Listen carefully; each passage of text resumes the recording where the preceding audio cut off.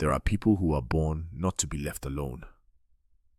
Not because they seek trouble, but because the world decides early that they must be measured, explained, and placed. Some lives begin under a quiet question mark. Others begin under a rule, know your place. For generations of black people in this country, that rule was never spoken out loud. It lived in glances, in doors that opened halfway, in praise that came with conditions. You could be admired, but only so much. You could succeed, but never forget who success was meant for. Imagine growing up in a place where you are seen, yet never fully recognized. Where your mind is welcomed, but your full humanity remains on probation. Imagine learning, from a young age, that excellence does not free you from being watched. It only sharpens the watching. The story begins in that silence. Before marches, before organizations, before books that would change how a nation explained itself, it begins with a child learning how to stand in a room that was not built with him in mind. The elders listening today know this feeling well. You learned how to speak carefully, how to read the room before opening your mouth, how to work twice as hard, not only to succeed, but to avoid punishment for succeeding too boldly. You learned that dignity had to be carried quietly, because announcing it could cost you everything.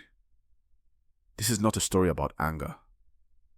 It is a story about clarity, about a man who learned early that survival and self-respect are not always the same thing, that comfort can be offered as a trade for silence, that safety sometimes asks you to make yourself smaller. And what happens when someone refuses that trade? What happens when a black man decides that his mind will not be rented, his voice will not be softened, and his people will not be explained away for the comfort of others? This is not the story of a perfect man. It is the story of a man who chose to look directly at the truth, even when the truth made life harder. A man who understood that if one generation accepts half a life, the next will be asked to accept even less. Listen carefully, because this is not only his story. It is the memory many of us carry.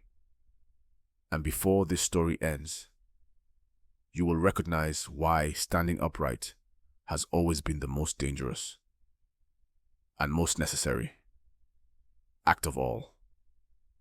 This is the story of William Edward Burghardt Du Bois. William Edward Burghardt Du Bois did not grow up surrounded by people who looked like him. Great Barrington, Massachusetts was a quiet town, orderly and confident in its sameness out of thousands of residents. Only a handful were black. In that small number, Du Bois learned early that visibility did not mean belonging. His father left when he was still a child. His mother worked tirelessly as a domestic worker, carrying both responsibility and restraint. When she passed away, Du Bois was forced into adulthood sooner than most boys his age.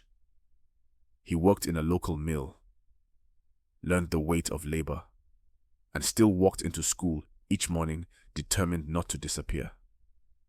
Teachers praised him. Neighbors spoke well of him. He was known as bright, disciplined, promising.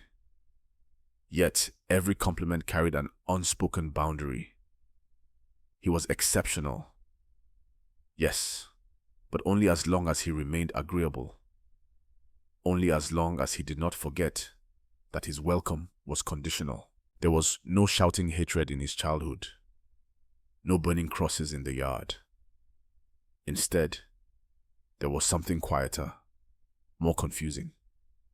A constant reminder that he was being observed, that his behavior would stand in for an entire people, that any mistake would not be seen as human, but racial. This is how Du Bois learned to look at himself through two sets of eyes. One pair belonged to the boy he knew himself to be: curious, capable, deserving. The other belonged to the world around him, measuring him carefully, deciding how much space he was allowed to occupy. Long before he found words for it, he felt the tension of living as both subject and object. Many elders listening today know this lesson well. You learned it in classrooms, in workplaces, in neighborhoods where you were told you could stay as long as you did not change the order of things. You learned how to be excellent without being threatening, how to succeed without making others uncomfortable. Du Bois graduated as the first black student from his high school. It was an achievement worth celebrating, but it also marked something else. A realization that even success did not dissolve the invisible line around him. That line did not harden his heart. It sharpened his awareness. And from that awareness grew a question that would follow him all his life. What does it cost a people to be seen, but never fully known? When William Edward Bogart Du Bois arrived at Fisk University in Tennessee, he crossed more than a geographic boundary. For the first time in his life, he was surrounded by black faces, not as exceptions, not as guests, but as a community breathing, struggling, laughing, surviving together. The sound of voices, the rhythm of daily life, the shared understanding of being watched by the world. This was new to him, and it was unsettling. Fisk was not sheltered from the South that surrounded it. Jim Crow was not a rumor here. It was law, habit, and threat. Du Bois saw poverty that had nothing to do with laziness. He saw intelligence trapped behind closed doors. He saw fear passed quietly from parent to child, not as weakness, but as instruction for survival. For the first time, his own success felt insufficient. He could no longer pretend that excellence alone would solve what he was witnessing. He could no longer believe that personal achievement could outweigh collective suffering. The questions he had carried silently in Great Barrington grew heavier here, sharper, impossible to ignore. Du Bois began to understand that knowledge without responsibility was empty. That education, if it ended with comfort, had failed its purpose. At Fisk, learning stopped being about proving worth to a skeptical world. It became about preparation. Preparation for service. Preparation for confrontation.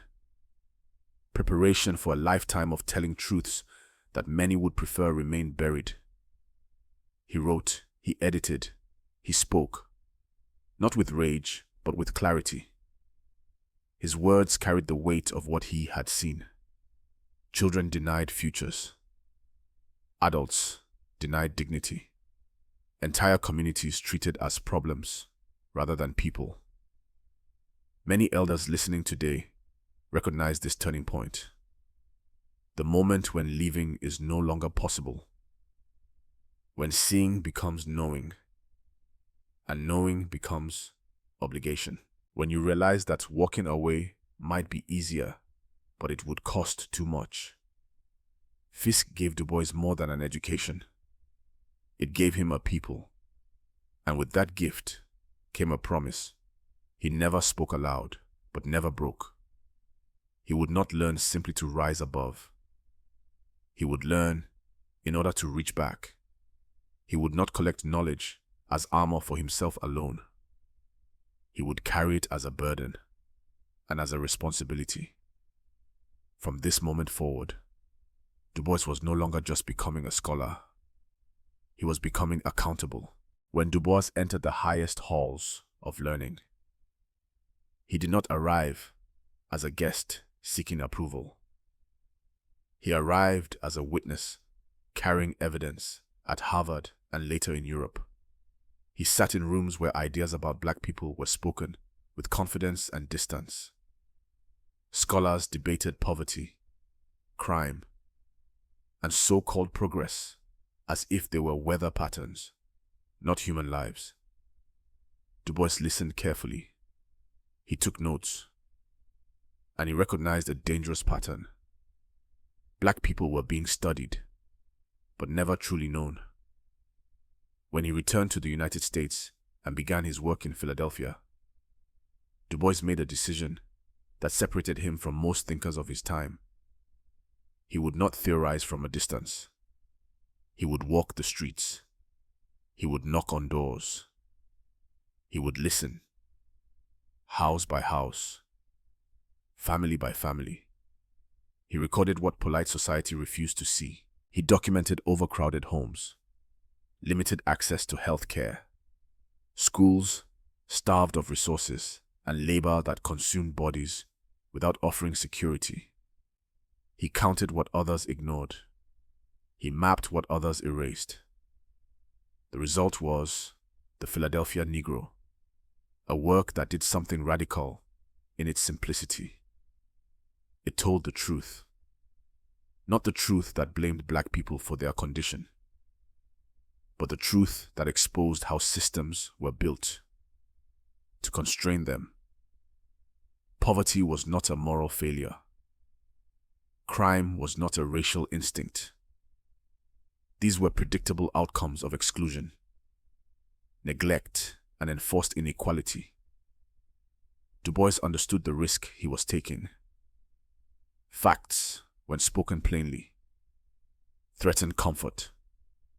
Data, when tied to human lives, disrupts excuses. By choosing evidence over politeness, he placed himself in quiet opposition to a society invested in misunderstanding.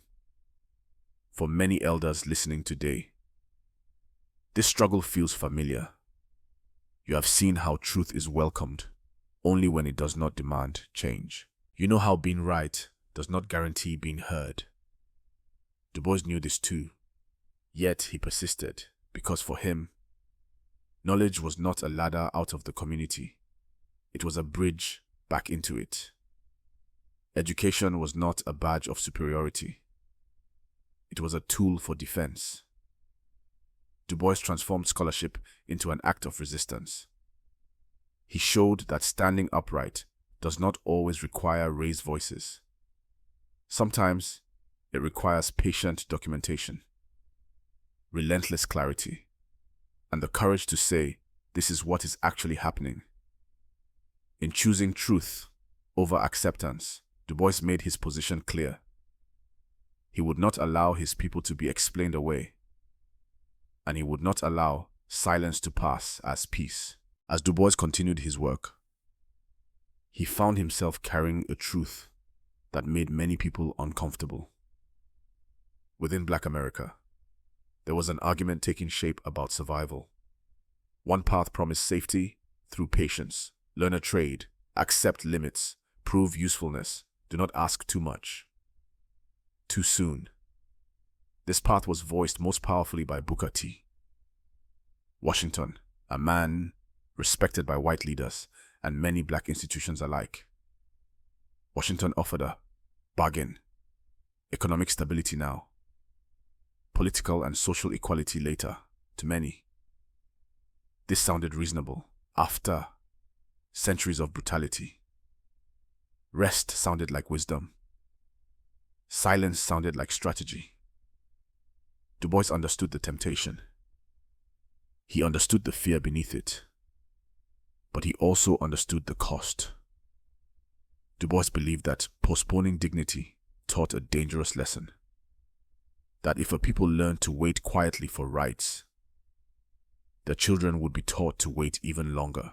That patience, when demanded only from the oppressed, became another form of control. So Du Bois chose opposition, not because he enjoyed conflict, but because there were lines he refused to step behind. He argued that voting rights, education, and full citizenship were not rewards for good behavior. They were foundations of human life. To accept less was to teach the world how cheaply black dignity could be purchased. This decision isolated him. Funding disappeared. Invitations faded. Even some within his own community accused him of being impractical, divisive, too demanding.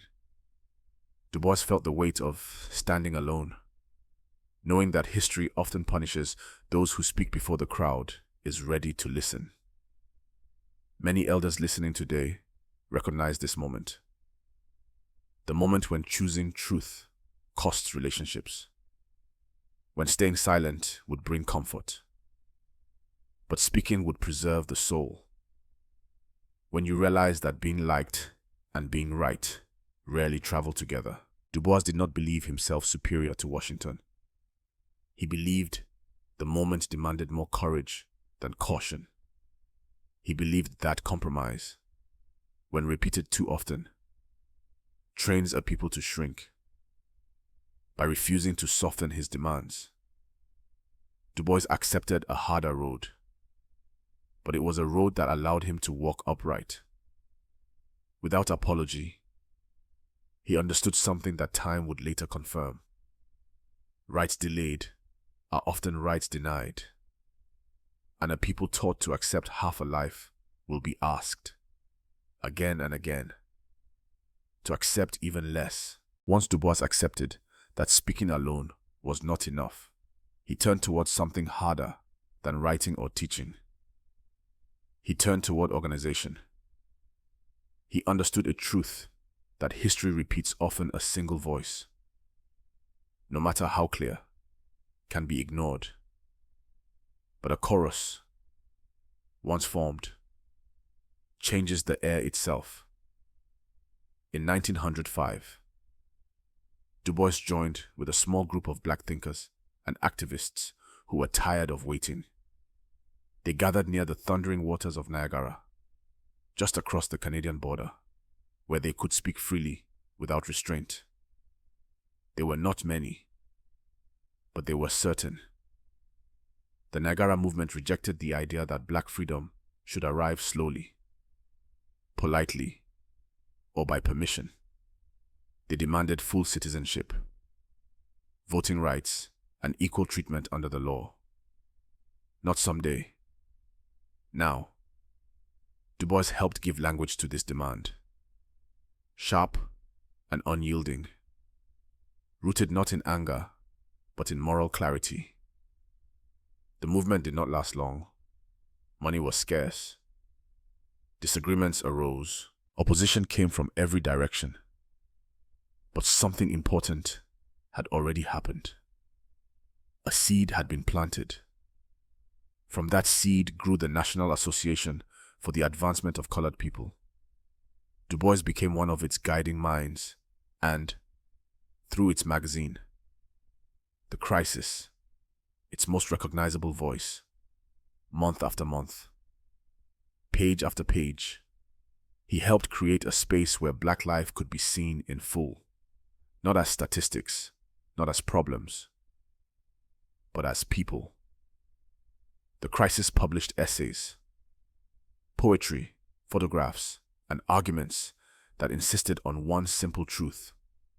Black America was not waiting to be civilized, it was waiting to be respected. Du Bois used the written word to build community, to connect struggles, to remind readers that they were not isolated in their pain or their hope. Many elders listening today remember what it meant to see themselves reflected honestly in print, to open a page and feel recognized, to realize that your experience was shared, your anger justified, your dignity intact. Du Bois understood that movements are fragile. Organizations rise and fall, but consciousness, once awakened, rarely returns to sleep. through Niagara and the National Association for the Advancement of Colored People. Du Bois helped shift the posture of a people, from endurance to expectation, from patience to principle. He was no longer speaking only for himself. He was helping a community remember its voice. As Du Bois's vision widened, his understanding of struggle expanded beyond the borders of the United States. He began to see that the condition of black people in America was not an isolated story. It was one chapter in a much larger history, written across oceans and generations. Slavery, colonialism, and exploitation had scattered African people across the world, but they had not erased their shared origin or shared fate. This realization led Du Bois to Pan-Africanism. At gatherings in Europe and beyond, he helped bring together black leaders from Africa, the Caribbean, and the Americas. These meetings were not grand displays of power. They were acts of recognition. People who had been taught to see themselves as separate were reminded that their struggles were connected. Du Bois spoke of Africa not as a distant land, frozen in time, but as a living source of identity and dignity. For many in the diaspora, Africa had been described only through loss or shame. Du Bois insisted on something different. He spoke of continuity, of inheritance, of a people whose history did not begin in chains. When he finally traveled to Africa, the journey was not a return in the physical sense alone. It was spiritual. He walked as a man, reconnecting with a long-interrupted conversation. He believed that no people could fully stand upright while being taught to forget where they came from. For elders listening today, this message carries weight. You were raised in a world that often encouraged forgetting.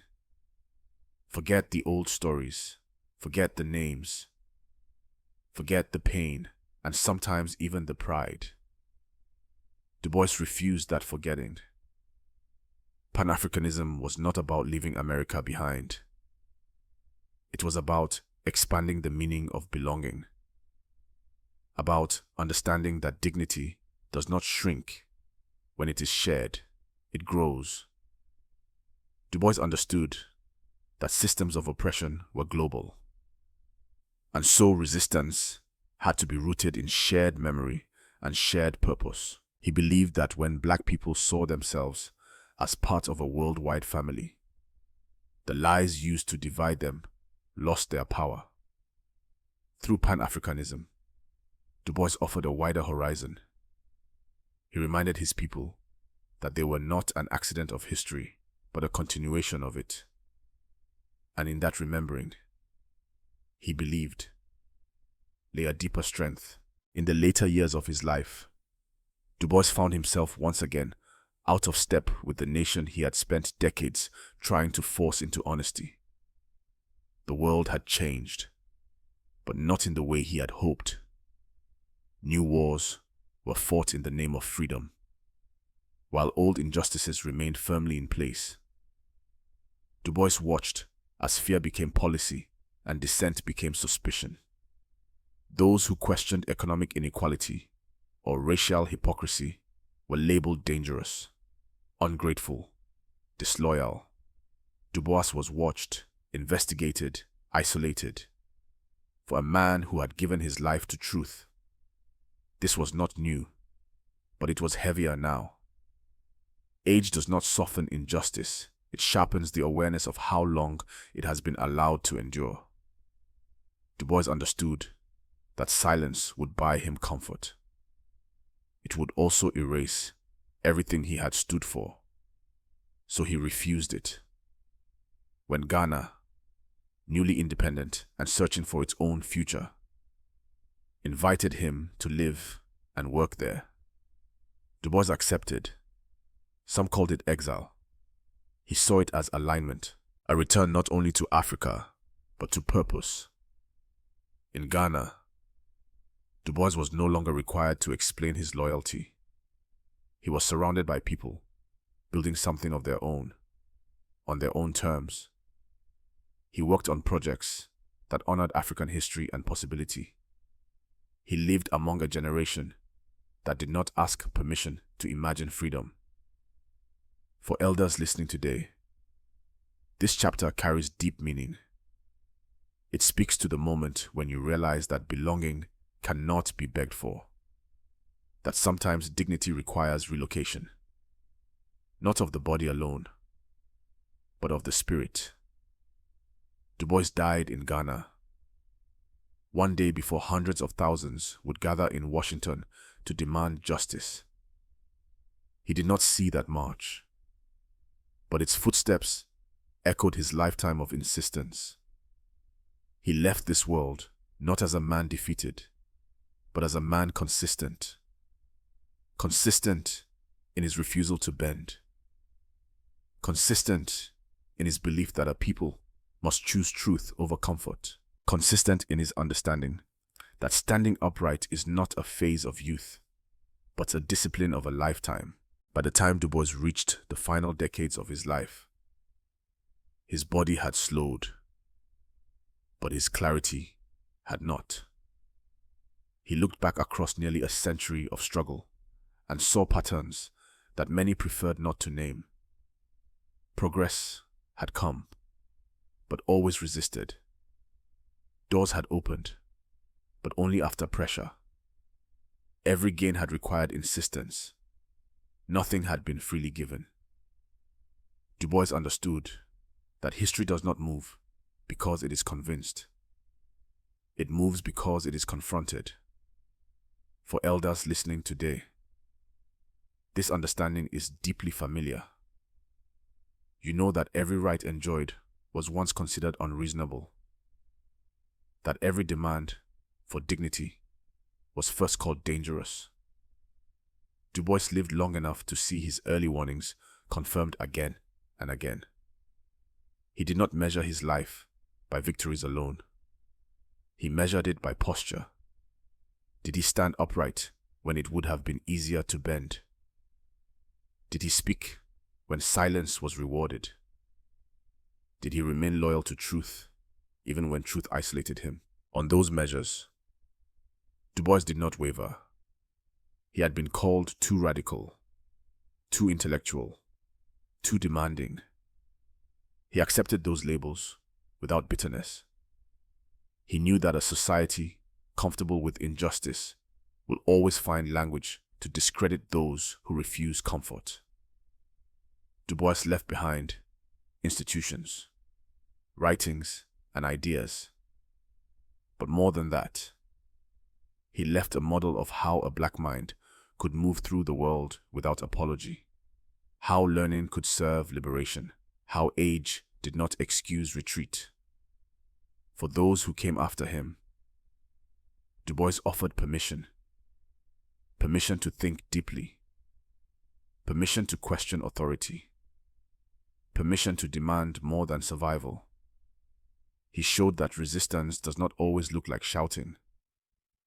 Sometimes it looks like consistency, like returning to the same truth again and again, even when the world pretends not to hear. In remembering Du Bois, we are reminded that history is not shaped only by moments of drama, but by lives lived in alignment, lives that refuse to separate intellect from integrity. His journey reminds us of something simple and enduring, that dignity is not granted by time. It is claimed and then defended. For as long as one has breath, when we look back on the life of William Edward Bogart Du Bois, it is tempting to list accomplishments, degrees earned, books written, organizations built, movements influenced, but that would miss the deeper lesson he left behind. Du Bois did not live to be remembered. He lived to be aligned with truth, when truth was inconvenient, aligned with his people, when association carried risk, aligned with his conscience when comfort asked him to compromise. Across nearly a century, he made the same choice again and again. Not the loudest choice, not the safest choice, but the clearest one. He chose not to accept half dignity. He chose not to postpone justice. He chose not to confuse survival with freedom. For those listening today, especially those who have lived long enough to see promises repeated and delayed, Du Bois offers something more valuable than inspiration. He offers orientation. He reminds us that progress does not begin with applause. It begins with refusal. Refusal to be misnamed. Refusal to be minimized. Refusal to forget who we are and where we come from. Du Bois stood at the intersection of African history and modern struggle, carrying the memory of ancestors into rooms that insisted on erasing them. He showed that Black history is not a sidebar to the world's story, but one of its central threads. His life teaches us that knowledge is not neutral. It either serves liberation or it serves control, and that rest, when demanded before justice, is simply another word for delay. Some people listen to stories like this as historical facts. Others return to them as history legends, reminders of what upright living looks like over time. Some even find calm in hearing such stories slowly, as history for sleep, letting truth settle where noise once lived. But for those who truly hear it, this story is not about the past. It is about posture. How do we stand when no one is watching? What do we accept when resistance feels tiring? What do we pass on to those who will ask what we did with our knowing? Du Bois answered with his life. And as long as his words are remembered, as long as his choices are retold, Black history will remain what it has always been. A record of people who refused to disappear, who stood upright and taught the world, quietly and firmly, how to do the same.